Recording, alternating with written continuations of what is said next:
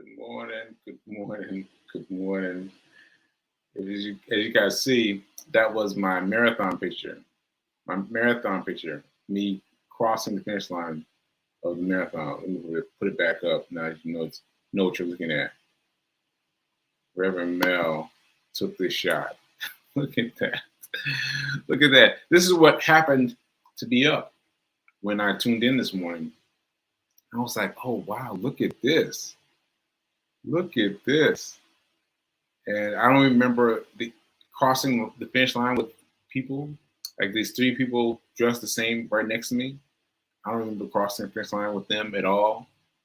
And man, I just remember crossing that finish line and then and then thinking, help, but I couldn't get the word out, help. Anyway, so for now, this is my favorite photo. This will be the photo that I show when to hide me from this photo, which is me hiding my face. Right? I use this photo for now. All right, so there I am. Take you crossing the finish line of the marathon.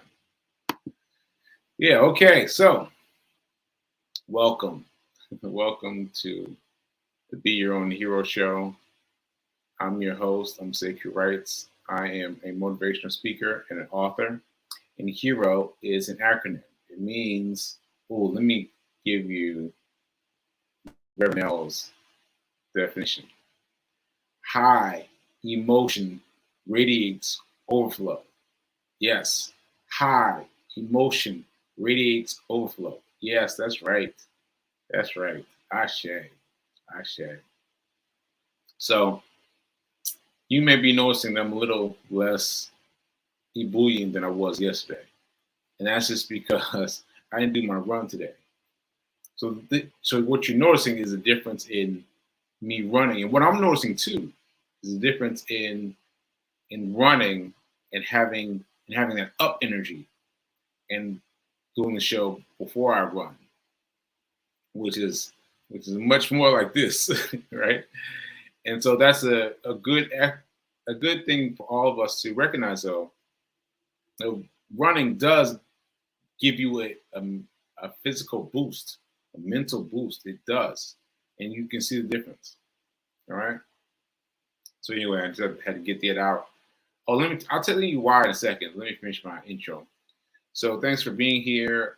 Just remember that I am not a personal trainer nor a financial advisor. Take what I give you to the person that you love and let them help you with it. Shout out to New Thought Media Network for allowing me this space and this opportunity to be here as a person who's 9 months into a stroke, in order to work through. I guess just work through the recommended, what have you. Like I was thinking about the fact that I didn't want to do this show at first, and I did it at Rev Mel suggesting because that forced me to talk, and now I'm happy that I'm doing that, because if I wasn't doing this, who knows what talking I would be doing, and doing the show has helped me a lot. So, all right. So all that said, let me tell you why I didn't run today. So yesterday I got it bad yesterday. I'm not sure what happened, but my body, the right hand side of my body, was really acting up, and it was stretching and kind of yawning in the same place, but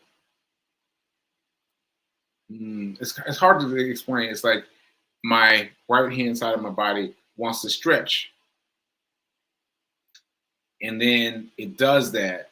My right hand side of my body, my arm and my leg, will stretch, and then they do it not in sync with the rest of my body.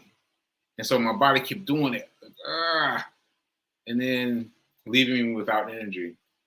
And so I started doing that early on. And so I took myself to bed, and I just tried to stay calm and watch a movie, and I just hoped that it would go away. It didn't go away. It did not go away. This morning I felt a few more stretches. So I did a few more stretches, and then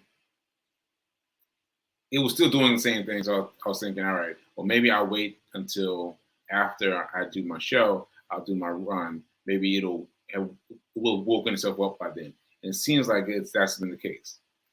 Now, let me say this also. You don't know what's going to happen.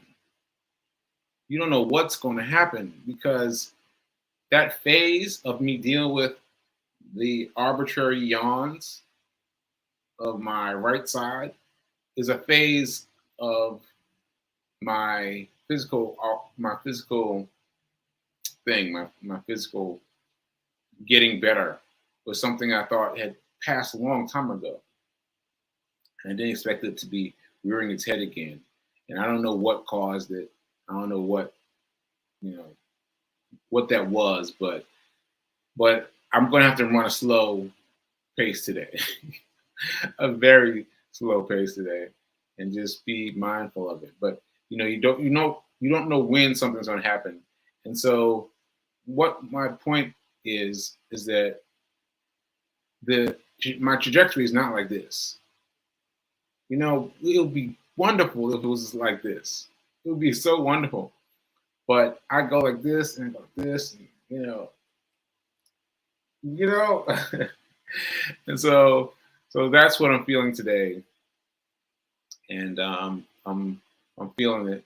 And today, by the way, Reverend Mel does not have her show today.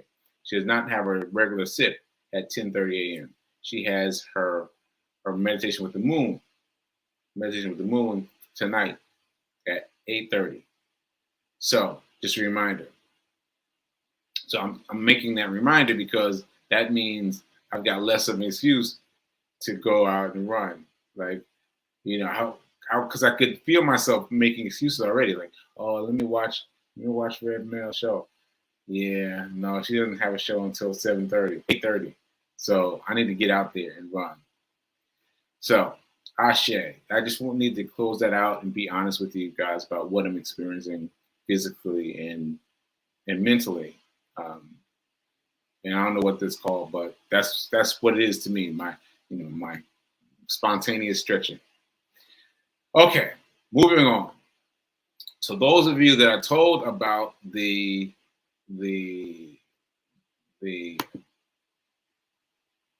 oh yes, I got it. The interview I did with Dream Leapers Harry Cole. I hope you guys checked it out.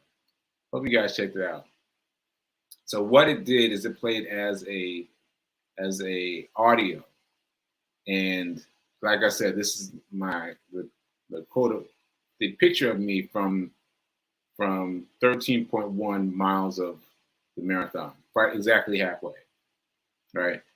And anyway, so she played the audio of it. We shot it as video, but she played it as audio. So what I think she's going to do is run it as audio for the next couple, I'm not sure how long, and then do a thing where she brings the video together and show it as a I don't know, as a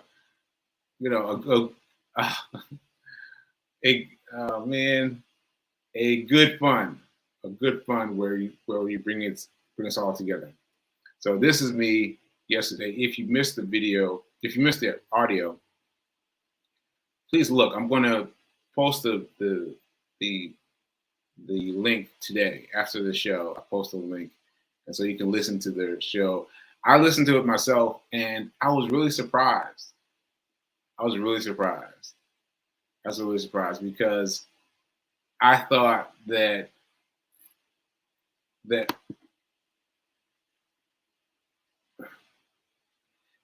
I don't know how to explain it, but how I felt during the interview is different than how I felt listening to the interview. You know what I mean? Like, I remember certain parts of the interview and feeling like, oh no, this is that part that's coming up, and I'm not gonna do so well. And then it came up, and I was like, oh, I did all right. I did all right. I was like, oh wow, I did that. And even now, even right now, my voice to myself does not sound like my voice to me.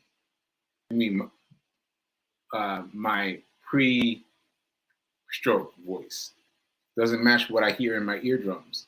And so even now, I feel like, you know, like there's a difference between what I'm giving and what I'm trying to give.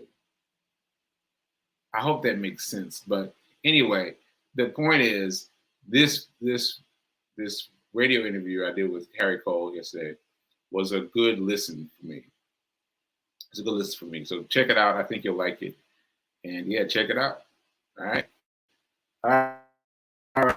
So let me close this out and let me see who's checking in with me. All right, so let me check it in. Says there's P King doing her girlfriend duty of look, inviting all these people to invite. Look at me go hero. Thank you, P King. And one month stroke survivor thriver. Okay, and so she's got lots of people she's invited to listen to or watch the show. So welcome if you're watching because of P King. Hey Simone. Hey, good morning, Tim. Let's see. Oh, look at this. Yesterday's interview was incredible. I learned so much about you, and I think one is I'm excited for part 2. Okay, thank you, P King. Thank you, P King. Yeah, it was interesting because I didn't, even though Harriet and I have worked together a lot, I never know what she's going to say, what she's going to ask, and where that's going to lead me to. But it brought me to a very interesting place. People have been calling it a grand cutoff. A grand cutoff. Well, several people have said that to me. So yeah, that was a grand cutoff. It was a grand cutoff. Trust me. So check it out. I will get that interview posted today. All right. Let's see what else I gotta say. What's up to? Again, shout out to all these people that P King is inviting. And good morning, Linda from the mountains of Colorado. I'm assuming that's Linda. And yeah, okay, so that's it. Right? Ooh, now I'm going to do the dice, but I feel a little bit like tired already. And so having done my run before I do my show is a much better place for me. Much better place. But here we go. Here's the dice. Let's go. Let's go. Here we go. 3. The number is 3. Shout out to you, Linda. Number is 3. Right? Your usual 3. Okay, so here's the thing that I've been doing though. I gotta tell you, I haven't been doing I have not been using the dice. I haven't been. And I still am doing the dice for you, but I'm doing something different with my money. I am actively contributing to my financial future. And this has been very helpful. So what I've been doing is giving $1 to Starbucks. So I'm just laughing because one of you said something about Starbucks in the comments yesterday. I get to it in a second. But anyway, so Starbucks is a place that most of us go, or we've been going. We've tried it out, right? And we know that it's expensive coffee. It's expensive coffee, right? But we suck it up. We spend the money, right? And I've been going because they have a drive-through. That's it. That's it. Because they have a drive-through. And I get tired and I don't want to get up and fight with my body to go walk in to get some coffee, right? So they won me based on the the the track of the drive-through, right? Well, now that I've been doing that, I've been thinking, man, I've been spending way too much money on coffee. I've been spending way too much on coffee. So what I started doing was I started with $3 and then I came down to $1. What I started doing is giving myself a a tip, if you will, towards the stock.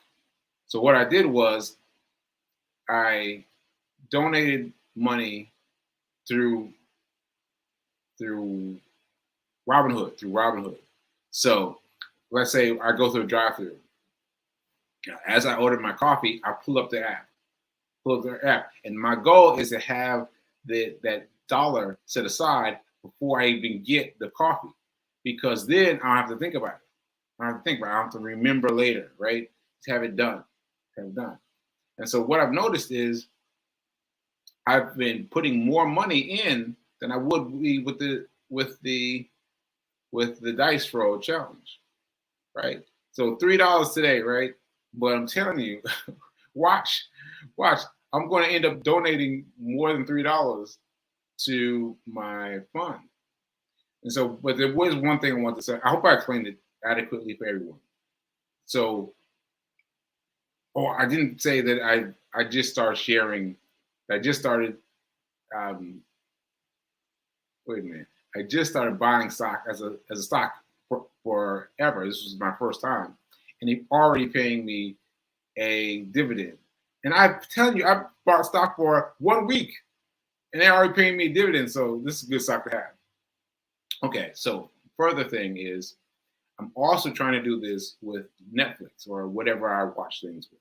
So yesterday was a good Netflix day because I was out. I was, fighting with my body, and I was watching something, watching stuff. And what I did was I took a dollar out. And what I was thinking was I was going to give the dollar donation to my Netflix account because I do have Netflix stock, right? And I do have it on Cash App.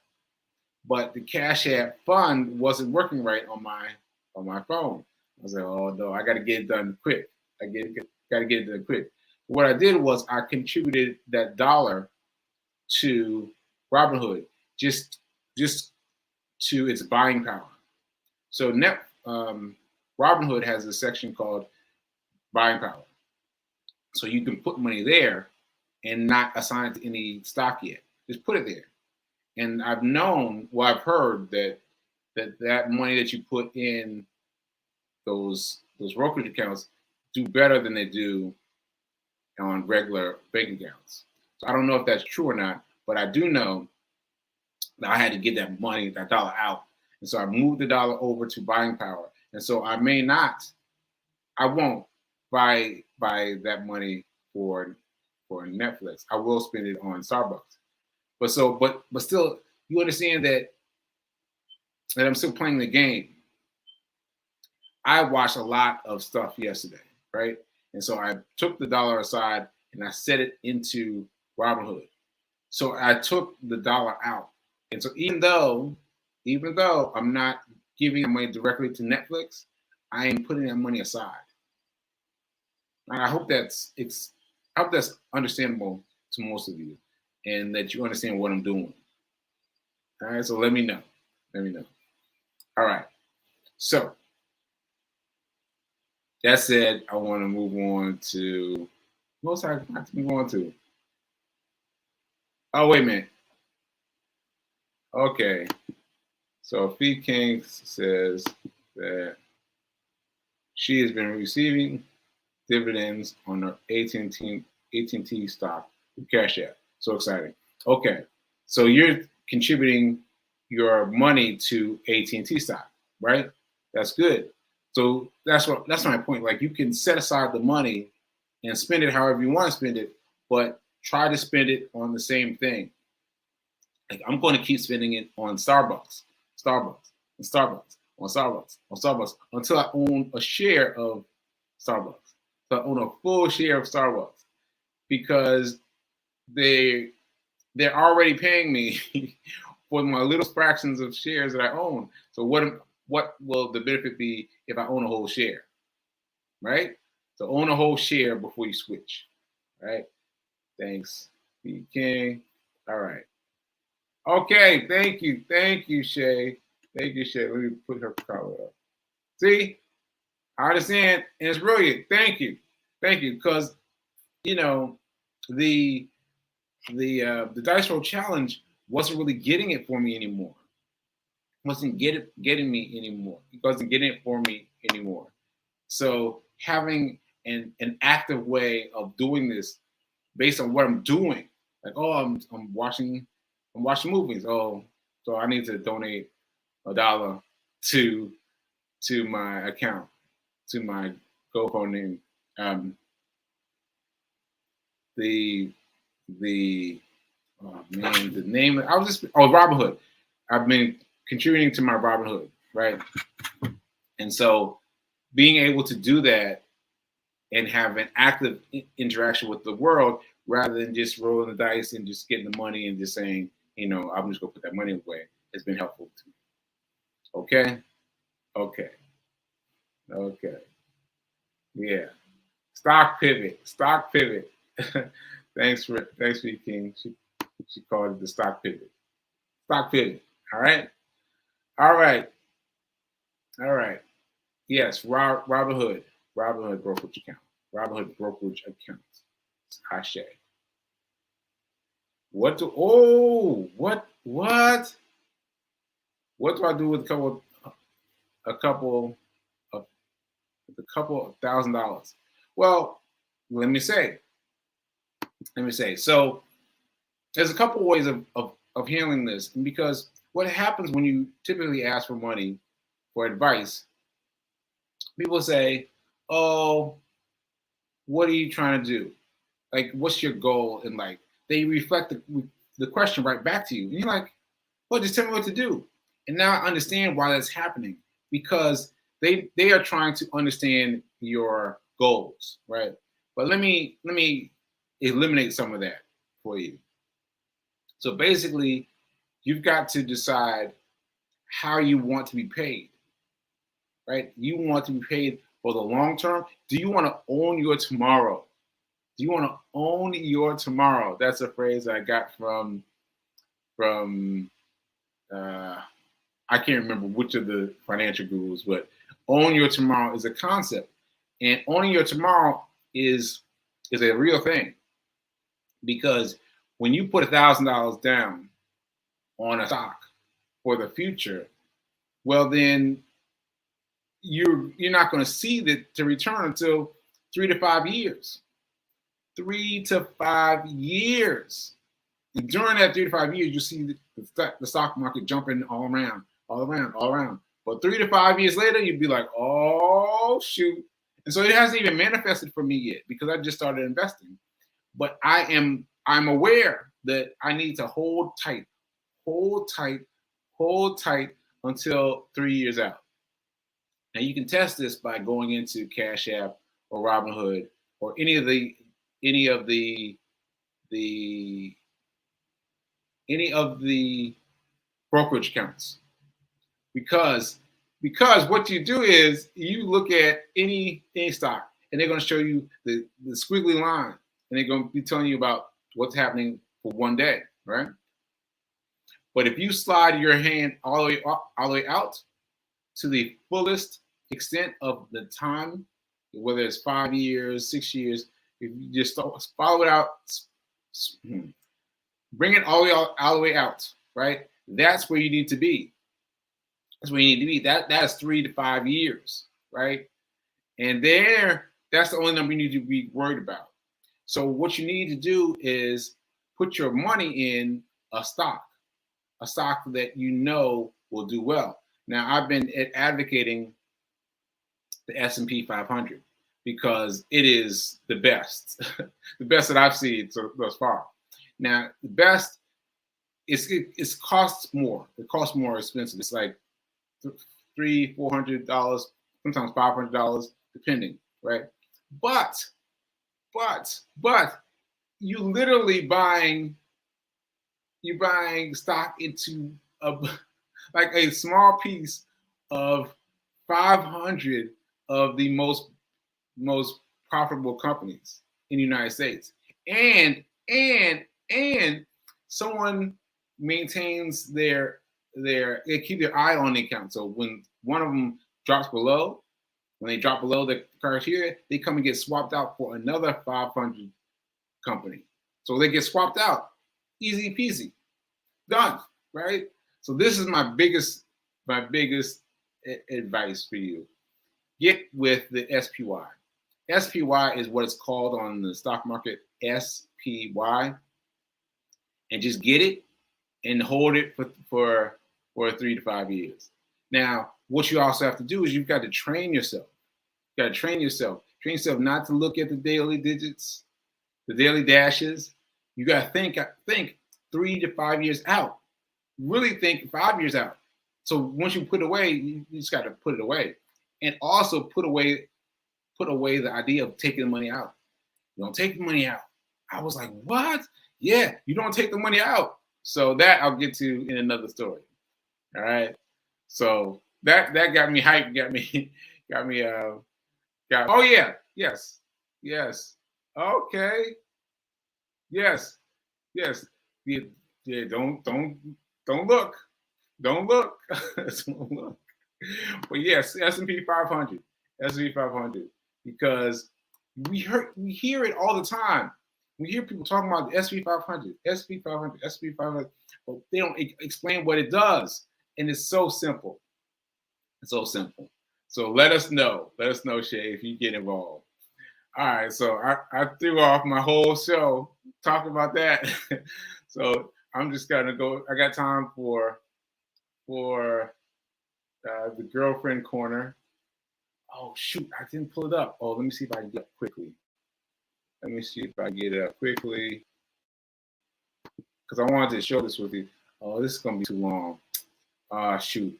All right, so I want to show a different girlfriend's corner. Oh, hold on 1 second.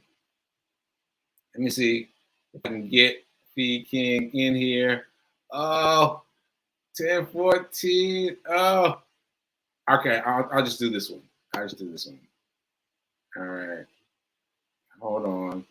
Stand by. Stand by. So,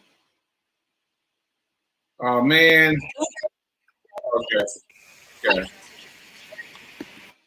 Okay. So you heard her intro, and I got to get her showing. And all right. So thanks for checking me out, and check me out tomorrow where now is better than perfect. Now is better than perfect, and I'm on the show Girlfriend's Corner, B King, and check it out. I'll see you guys tomorrow. Uber Chronicles. My passenger comes running to the car. She's like, "Oh, I'm so sorry. I put in the wrong address." She's like, "Girl, I'm trying to stop smoking weed, but I had to give me some weed before I went home." She's like, "Whoo, thank you so much for waiting and picking me up." She gets in the car, and I'm just listening. She's having a conversation with her cousin, She's having a conversation with her cousin, and she's giving her cousin advice about dating thirsty women. She literally, it's a 4-minute ride. She says to me, "Where you from?" I said, "Are you talking to me?" "Yes." "Oh, Omaha, Nebraska." "I knew you weren't from here. I know you weren't from here." "Oh, girl, you too kind. I can tell your energy, girl. You nice." She said, "You strong, but you nice. Oh, you remind me of my line sister. I swear you remind me of my line sister." And as she's saying these things to me, I'm like, all of this sounds and feels familiar. It sounds and feels familiar. I said, are you related, connected to, do you work for a cop in state? She said, yeah. I said, I think I picked you up before. She's like, girl, you got a good memory. She said, not only are you pretty, smart, and kind, but you got a good memory. And I'm thinking, okay, am I on candid camera? Because this is too much. As she's getting out of the car, she said, what are you, like a counselor? What do you do? Do you counsel people? I said, no, I'm an inspirational speaker and I train women over 40. Girl, with that voice, she was like, you know what? I knew it. She's like, do you have a YouTube channel? I do. What's your YouTube channel? Because I need to connect with you. I give her my YouTube channel and she gets out of the car and she says, Queen, I love you. And I was like, girl, I love you too. Uber Chronicles. Uber Chronicles. Wait. My passenger comes running to the car. She's like, oh, I'm so sorry. I put in the wrong address. Okay, there we go. All right. See you tomorrow. I went over, folks. Sorry, I went over time. But you know that was funny. You know that was funny, right? All right. See you guys later.